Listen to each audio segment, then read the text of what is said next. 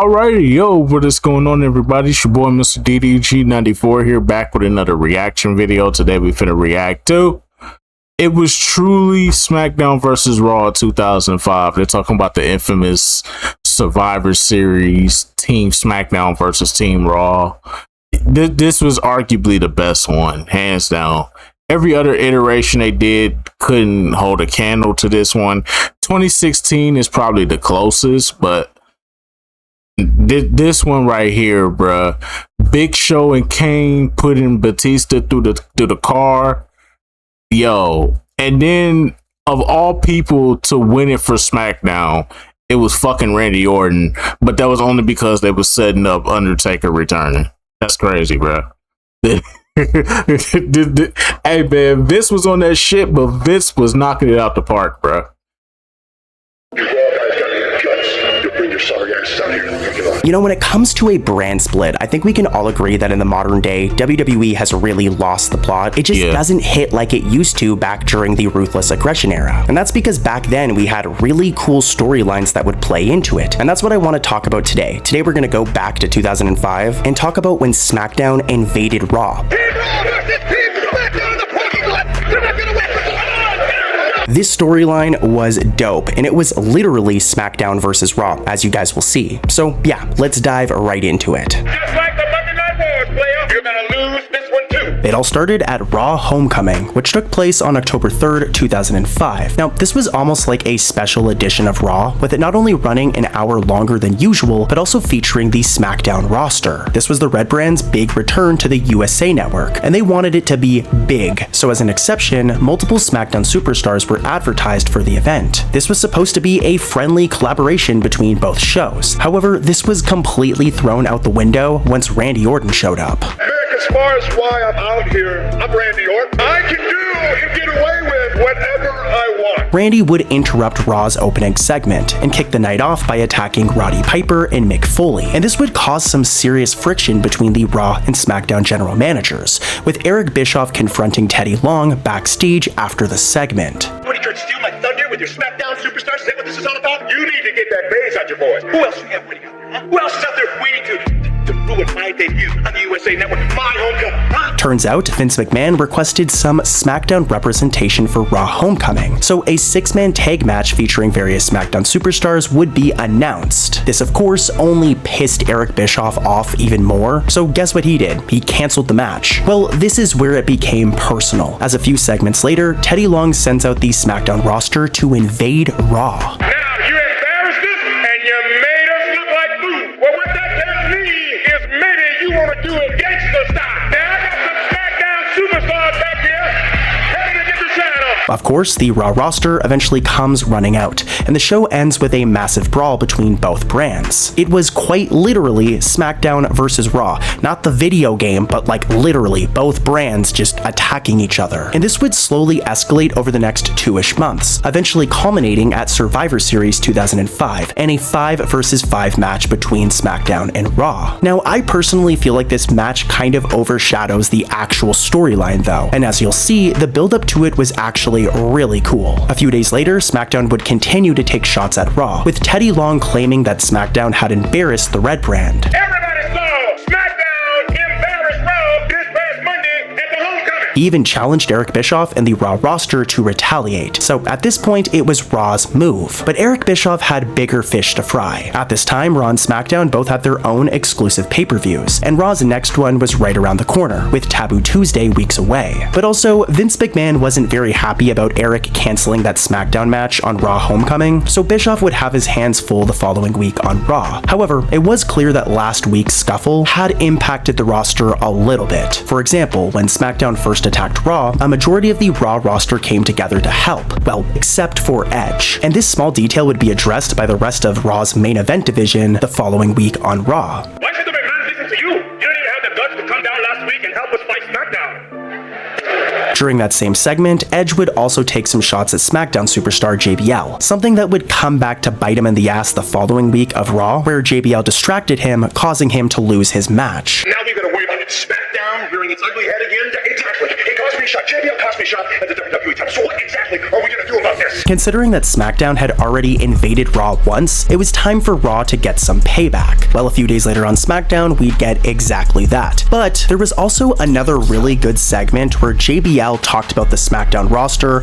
and his allegiance to SmackDown. Nobody invades this show because this is my show. If Edge wants to make his promise come true and come to SmackDown to invade, I will bust his pretty little face. After this, Rey Mysterio and JBL would have a match together, but Edge and Chris Masters show up. JBL eventually chases Edge out of the building, while Chris Masters pretty much just runs through the SmackDown mid-card until Hardcore Holly chases Masters off. After a quick commercial break, we get a backstage segment with Rey Mysterio and Teddy Long, with Rey demanding that his general manager finds a way for him to get his hands on Edge. Well, Teddy pulled some strings, because the next week on Raw, JBL showed up backstage taunting Edge and Chris Masters into coming after him. But this was all a trap. Y'all just built the oldest trick in the book. Once Masters was separated from Edge, Rey pulled up from out of nowhere and attacked Edge. Heck, even Lita got caught in the crossfire and ended up on the receiving end of a 619. As she should. Was clearly brewing here, and it would lead into a SmackDown vs. Raw match at Taboo Tuesday. Edge and Chris Masters would represent Raw, but to figure out who exactly would represent SmackDown, WWE.com opened up polls for fans to vote between Matt Hardy, JBL, Rey Mysterio, Christian, and Hardcore Holly. That Friday on SmackDown, we'd see these 5 superstars campaign for themselves during Christian's talk show segment, The Peep Show, with all 5 stars arguing over who should actually represent SmackDown. Moving on, the final Raw before Taboo Tuesday was very eventful, with both rosters having one last brawl before the pay-per-view. The show kicked off with Eric announcing a special Master Lock challenge, where a random SmackDown superstar would need to try and get out of Chris Masters' finisher, the Master Lock, and that superstar was Rey Mysterio, who came out with Teddy Long. You're actually lucky, because usually you gotta be at least that tall to take the Master Lock challenge. Yeah, Rey was not going to take that bullshit, so he hits Chris Masters, and that's when the Raw locker room starts running out. Teddy Long calls for backup too, and it turns into another huge SmackDown vs. Raw brawl. No matter who the fans from here, SmackDown is coming to Taboo Tuesday tomorrow night. We're gonna embarrass you on your own turf. After the segment, Bischoff chewed out Edge and Masters backstage, making it clear that losing to Teddy Long and SmackDown at a Raw pay-per-view is just not an option. The next night at Taboo Tuesday, the results for those polls were revealed, and both Matt Hardy and Rey Mysterio were the winners. But there was a little twist here. As I mentioned earlier, there was already some disdain towards Edge from the Raw roster since he didn't help them back during Raw Homecoming. So after weeks of talking trash about SmackDown, Edge decided he didn't actually care about representing Raw, and replaced himself with Snitsky. Well, in the end, Rey hit the 619, Matt Hardy hit a twist of fate, and as you can imagine, the two brought the win home for SmackDown. And this would lead into a backstage segment at the pay-per-view where Vince scolded Eric Bischoff for the loss. You're not the Eric Bischoff I know. They compete with me and damn near put me out of business. Who the hell are you? Coming out of Taboo Tuesday, the random invasions and sneak attacks had clearly gotten out of hand. So Teddy Long invites Eric Bischoff over to SmackDown to figure the entire thing out. This leads to a really cool segment where both GMs go back and forth in the ring, and eventually Bischoff challenges the SmackDown roster to settle things at Survivor Series. I take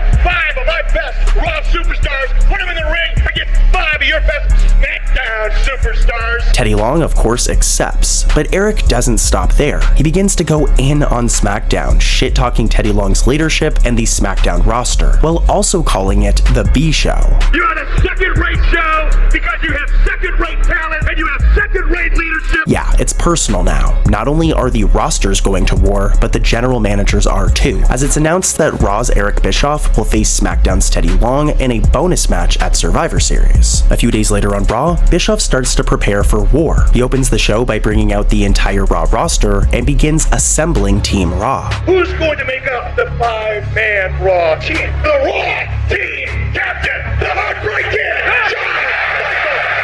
After this, Raw's newest tag team champions Kane and Big Show are also added to the team. And after a couple of qualifying matches, Carlito and Chris Masters are also added. During that same segment, Bischoff calls out Edge for what happened at Taboo Tuesday. Because remember, Edge was supposed to represent Raw, but instead he backed out and just left Raw hanging. So as a consequence, Bischoff sends Edge to SmackDown that Friday, forcing him into a street fight with Batista. At this point, Raw's side was starting to come together. Shawn Michaels, Kane, Big Show, and eventually Carlito and Chris Masters were going to represent the red brand. And a few days later on SmackDown, we'd learn who would represent the blue brand. Teddy Long kicked things off by addressing the SmackDown locker room and giving the roster a little speech, hyping everybody up. The reason I called you here is because I'm proud to be standing before the greatest assemblage of talent in the history of sports entertainment, you guys. Teddy also announces that Batista will be Team SmackDown's captain, and the rest of the team will be decided through qualifying matches that night. Rey Mysterio earns a spot after a match with Randy Orton, Bobby Lashley qualifies after beating Orlando Jordan, and JBL faces off with Chris Benoit and wins, taking Team SmackDown's 4th spot. Finally, Eddie Guerrero qualifies in the most Eddie way possible. During his match with Mr. Kennedy, the referee goes down, so Eddie tosses a chair to Kennedy and makes it look like Kennedy just hit him, resulting in Kennedy, of course, being disqualified. This earned Eddie the last slot for Team SmackDown, but sadly, this would go on to be Eddie Guerrero's last match. Yeah,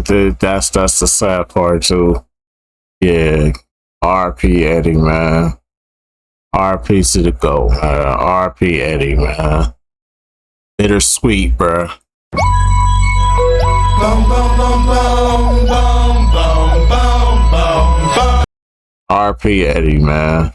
As a few days later, he'd pass away and was eventually replaced by Randy Orton. Later that same night, Raw superstar Edge shows up for his street fight with Batista, but he spends most of the night trying to get out of it. During the match though, Raw strikes again. Backstage, Eric Bischoff and Chris Masters attack Teddy Long, with Masters locking Teddy in the Master Lock. SmackDown's roster chases them down, which seems like the right move at first, but it's exactly what Raw wanted, because while everyone is distracted, Kane and Big Show show up.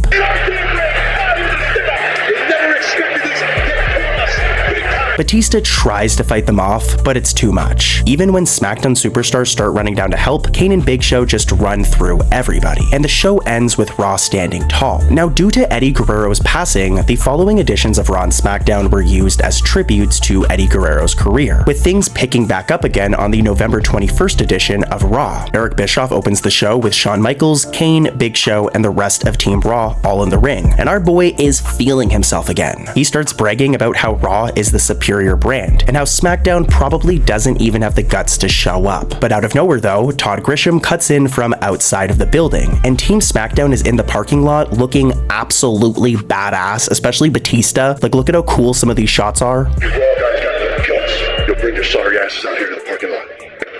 Bring it out! Eric Bischoff wants no part of it, because he can tell that it's probably a trap, but Shawn Michaels and Team Raw are ready for some action. So they make their way over to the parking lot area. And this is where they fucked up Batista, bruh. Batista, they had to take out Batista because Batista was overpowered at this point in time. So you had to get Kane and Big Show to come in and put his ass through that damn, goddamn, that car windshield.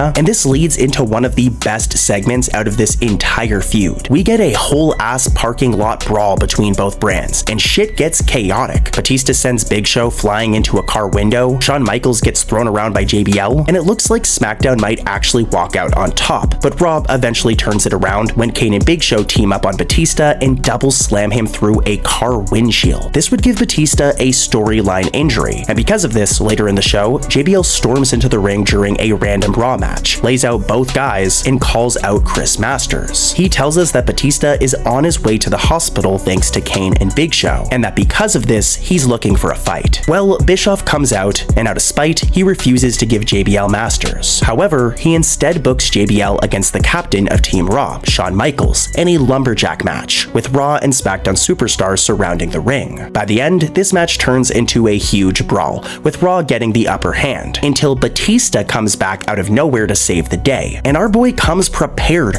bringing a freaking steel pipe to the ring. I mean, I guess he did learn something from all those years with Triple H. Later that week on SmackDown, Teddy Long knows Raw might try something again, so he has security watching the parking lot from the jump. But before any Raw superstars show up, Eric Bischoff shows up and gives Teddy Long a warning. Oh, hi, man. You look Eric. What can I do for you, player? I'm just here to give you a message. They're coming, and who are they? You'll find out, because they're a lot closer.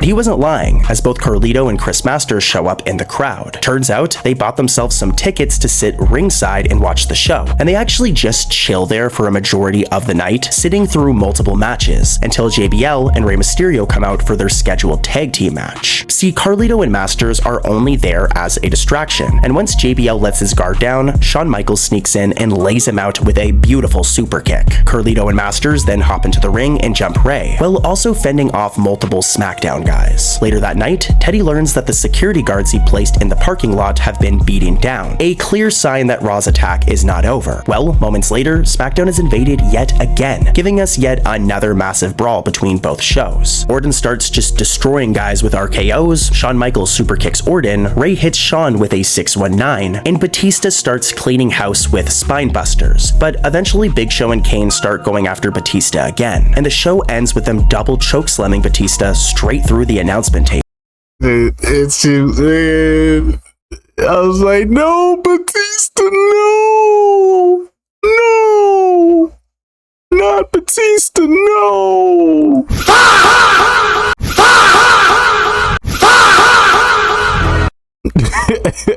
I was like, no, Batista, no, no, please, we need him.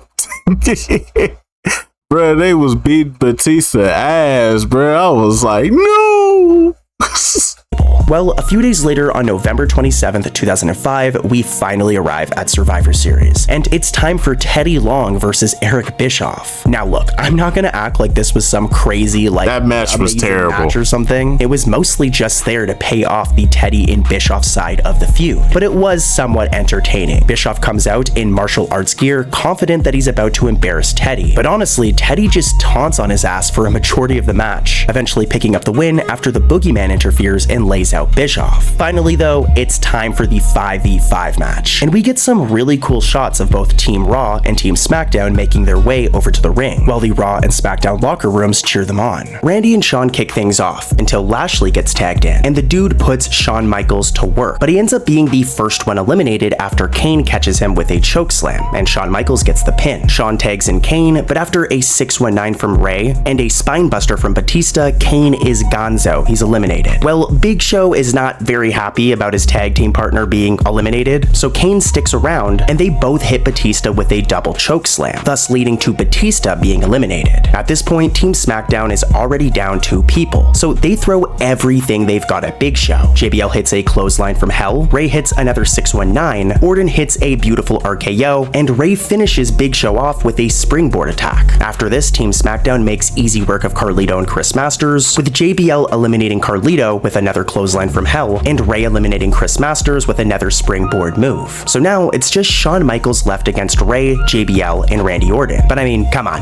this is like 2005 era Shawn Michaels, so Raw definitely still has a chance here. Rey goes for another springboard maneuver, but Shawn catches Rey in mid-air with some sweet chin music and eliminates his ass. JBL immediately hits the ropes and goes for another clothesline from hell, but Shawn catches him too. And just like that, SmackDown no longer has the numbers advantage. Shawn hits Randy with everything he's got, and there are some fantastic spots here. Like, the last 5 or 10 minutes of this match is probably my favorite part of the entire thing overall. But yeah, Shawn Michaels starts to tune up the band and is about to bring the win home for Raw, but out of nowhere, JBL creates just enough of a distraction for Randy Orton to hit an RKO, and Shawn Michaels for the Randy win. Orton won. Roster comes out to celebrate, and yeah, that was pretty much the end.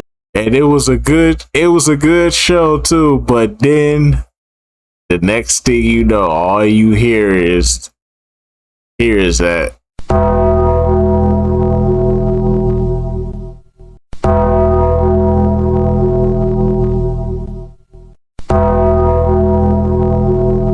it was over after that. Randy was shook.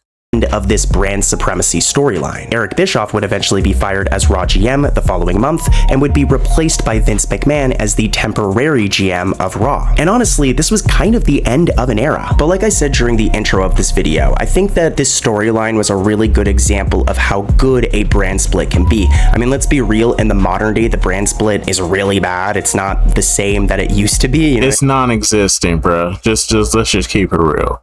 The brand split is non-existent, bro. They've pretty much gone back to the 2010 to 2015 era of WWE. They've gone back to that, and I think they should just stay that way. I mean, but at this time, the brand split was really cool. There were storylines that would play into it, and I think that this storyline is a great example. But yeah, that's gonna do it for today's video, guys. Thank you so much for watching. I'm sorry this video took so long. I think I didn't upload for like a month, but going into August, I should be uploading like once a week or maybe once every 2 weeks or so. I just like putting a lot of love into these videos. So, but yeah. Yeah. Anyway, so that's just gonna about do it for this one, most definitely, man. This was probably one of the, like I said, this is the best version of brand warfare in WWE when it comes to SmackDown versus Raw.